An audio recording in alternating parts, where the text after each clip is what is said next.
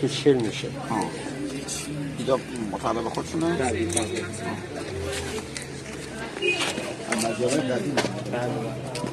نه سخت نه. کلا همجوری بارون میخوره و اجازه نمیکنه به مرور باد کنه یعنی مثلا خودش همه گزده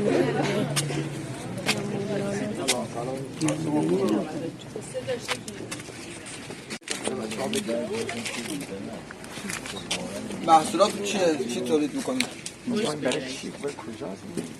ما این فاضلی هم روغنگیری فاضلی این کاروانسراهایی که اطراف بودن رفتیم بچه‌ها تور آوردیم برای که با مشاغل قدیم آشنا بشن و خیابان سرخس برای همین حالا ما کارمون که از سال 59 43 سال این کاریم کارمون تولید افزالات سنتی، کارهای سنتی، در پنجرهای سنتی قدیمی، کارهایی که مثلا خیلی قبل استفاده میشد مثلا چرخوچای آبی، چارشاهایی که هنوز این دستگاه‌های خرمنکوب نبود استفاده می‌کردن، چیزایی که حالا سازه‌های چوبی قدیمی الان هم هست، الان هم استفاده میشه، منتها حالا یه مقدار تنوعش بیشتر رو یعنی الان هم تولید می‌کنه. بله در پنجرهای چوبی، منتها مثلا با چوب روسی مقدار مدرن‌تر.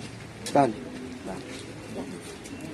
خودتون اینجا چون من اینجا کرسی و نردبون بله خب اینا الان چون میطلبه مصرفش کجایی الان؟ مصرف اینا که الان مثلا داخل شهر مصرف داره. بله الان داخل شهر خیلی مصرف. یعنی مصرف بیشتر داخل شهر یا نه الان داخل شهر این سازهای چوبی بیشتر داخل در پنجرهای قدیمی که الان تو شهر خیلی الان دارن اونهاشون در پنجرهای سنتی، کافه‌خانه‌های سنتی، بیزنس‌های اینا بله داخل شهر هم مصرف. بازارتون بازار بله داخل شهر. بازارتون بازار داخل شهر. این چوبا معمولا از کجا میاد؟ یعنی این چوبا در اون یه مقدارش تخت‌های روسیه که از روسیه. اونا روسیه؟ بله اونا شما روسیه. تشخیص چجوری تشخیص میدین؟ نه این تخت اصلا مشخص، این تخت کلا مشخصه، تخت‌های روسیه بسته بندیش هستن. بسته بندیش؟ بله بسته بندیشون اصلا مشخصه، اینا که برش‌های خود میشن. یعنی برش از خود بله خودشون بله خودمون برش تخت‌های خود. این که ما میگیم روسی از کدوم سمت منظور؟ اینا بیشتر اصلا آستراخان روسی. یعنی شما پدرتون هم همینه؟ بله همین کاره بود. همین کاره بودن؟ بله ارث رسیده بود. شما خودتون متولد چه سالی؟ من 44. 44. پدرتون در قید حیات هم؟ نسلشون. یعنی پس یک دو سه نسلی؟ بله نسل دومی که دست ماست. دست شما. از لحاظ کیفیتی چوب چه فرقی می‌کنه؟ اون کیفیت ما البته چون گندگی بخوره یه مقدار گرون‌تره، ما یک مقدار محکم‌تره، اونا سست‌تره، ولی خب بیشتر کارهای صنعتی رو روس کردن. راش چیه؟ نه راش اینا روس فقط میگن روس بهش؟ بله یولکا چیه؟ روسی یولکا داره، ساسنا داره، نوع یولکاش یه مقدار مرغوب‌تره. گره کم. مارکشو داره؟ بله مارک یولکای. نه خود درختش چیه؟ خود درختش هر دوشون نوع کاجن. ولی کاج یولکا مرغوب‌تره، کم گره‌تره.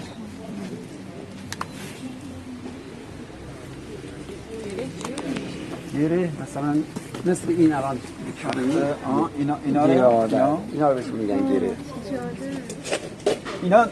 اینا درخت‌ها چیه؟ اینا سفیدال که از همین اطراف اطراف سمت شیروان، قوچان، بوشنور، اطراف مشهد ما خود این سمت روستای خانم‌مقان زیاد داریم درخت سفیدال. هم سمت مقان؟ بله خیلی داریم. هر چقدر این گره های چوب کمتر باشه این چوب مرغوب‌تره. یکم ولی گره معمولا محکم‌تره، ولی تا یک حدی نه زیاد. گره وقتی زیاد باشه خیلی بزرگه مثلا مثل این می‌بینی دیگه کیفیت نداره.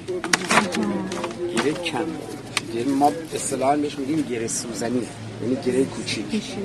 ولی گره معمولا محکم‌تره، ولی از یک حدی که بیشتر باشه کیفیت کار میاد. یعنی داشت چی کار میکردن که چوب‌ها مقاوم‌تر بشه؟ در مورد ما از سال 59 تا تقریبا بالایش 74 فروش چوب سختمون مثل این چوبا خیلی بالا بود.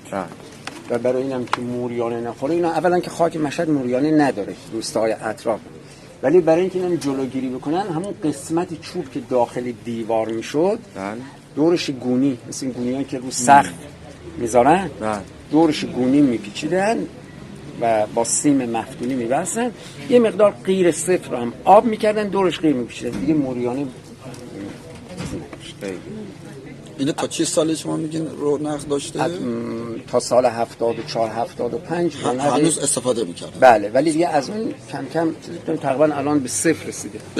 به مثلا آهنای زنبوری و بعد بله الان خیلی کم، ولی باز یه مدتیه که یواش یواش داره باز دوباره برای استفاده میشه، چون خاصیت خونه‌های چوب و پروازی اینه که زمستونا گرمه، تابستونا سرد. الان با توجه به که اخیراً چند روز قبل ما یه مشتری داشتیم اومد یه مقدار چوب از ما برد براش تهیه کردیم، میگفت چون اخیراً زلزله داره زیاد میشه این خانه‌های گنبدی اینا یه مقدار خطرناکه، بیشتر رو آوردن به چوب. با توجه به آهن یه مقدار. تو روستاها؟ بله. تو روستاها یا نه این مثلا نه روستاها. بله.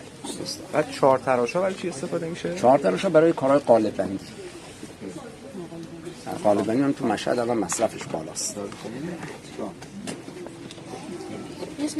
دست شما در نکنه. اینا رو ما لاگی رو پرواز میگیم، خود چوب رو مثلا ما میگیم چوب انداز. این در این سال 59 43 سال. 43 سال. کرسی‌های جدیدی که میسازین چرا وسطش چوب میزنین؟ آخه برای اینکه نگه داره، ولی کرسی‌های قدیم اصلا نداشت بین پایه‌ها چوب. یه راحت پا میرفت زیر، ولی الان تمام نه الان اینا رو اگه دقت کنین یه مقدار اون چوباش بالاتره.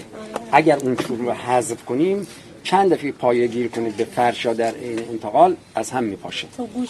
اون چوب باید چیزی که مثلا بالاتر بزنید که این قسمت خب نه هر چی اون پایین‌تر نباشه کرسی راحت نمیره. نه دیگه تا یک حدی بالاست، شما وقتی الان بریم بشینیم زمین امتحان کنیم پا راحت میره، ولی هر چی اون قیدش پایین‌تر باشه کرسی محکم‌تره. خب پا نمیره داخل. چرا میره؟ امتحان بکنین شما. سخته. خب بالاخره اون میشم حذفش کرد. کرسی ما از این سفیدشون. بله نگاه کنید اینو میشه حذفش کرد، سه گوش زد به نفع ما هم هست، ولی اون کرسی عمر نداره. آهش کمش زود از بین میره. ولی این ریاضی اینو ثابت میکنه عزیزم. خب نه به خاطر راحت تر باشه. پا رو موقعی که میذاری بستگی به ساختش داره، راست میگن. الان یه مامی که داره این کار راحت، ولی این به نظر میاد راحت. اصلا صرفاً مثل میخای چوبی رو کار می‌کنیم داخلش به جای میخ فلزی، این شما بریم 50 سال به ضمانت که نقل نشه. اون که می‌بینید تختتون لغو شده اون شرایط خاص خودش، چوبش خیسه یا محکم ساخته نشده یا نازکه. چون تصور که ذهن من اینجا شده بود که این چون پایش چوبیه یه مثلا فلزی بزنن روی تخته یه مقدار سازه چوبی ما میسازیم اگر شما اون لغو کنید. نه من دارم نگاه کنید این نردبون رو می‌بینید الان؟ آره. فقط چیزای بالاش فلزه. تمام پلاش رو همه بدونیم این دست بزنید. پس به این ساخته شما دست. اصلا میخ نزد. حالا مزاحم شما.